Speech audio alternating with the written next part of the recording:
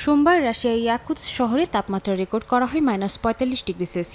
ইয়াকুতিয়া অঞ্চলের তাতিনস্কি উলুস জেলায় তা নেমেছে -৫২° পর্যন্ত। প্রায় ৩ লাখ জনসংখ্যার এই শহরকে বিশ্বের সবচেয়ে শীতল শহরগুলোর একটি হিসেবে ধরা হয়। তবে এবারও অক্ষুণ্ণ আছে শহরটির সর্বনিম্ন তাপমাত্রা রেকর্ড।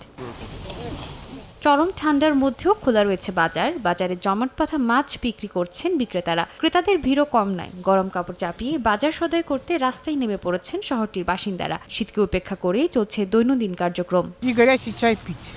এমন ঠান্ডা আমাদের কাছে নতুন নয়। সঠিক পোশাক পরা আর বাইরে থাকলে নিয়মিত গরম চা পান করা সবচেয়ে জরুরি। আমরা যখনই বাইরে যাই সাথে ফ্লাক্স ভর্তি করে চা নিয়ে আসি।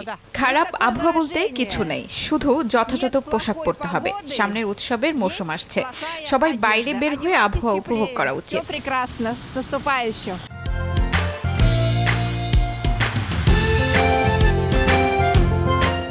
স্থানীয় বাসিন্দারাও ঠান্ডার সঙ্গে মানিয়ে নেয়ার কথা বলছেন। তারা বলছেন, শীতল বাতাস না থাকলে এই ঠান্ডাও তাদের কাছে সহনীয়। দীর্ঘকালের অভ্যাসের কারণে এই ঠান্ডাই তাদের ভালো লাগে।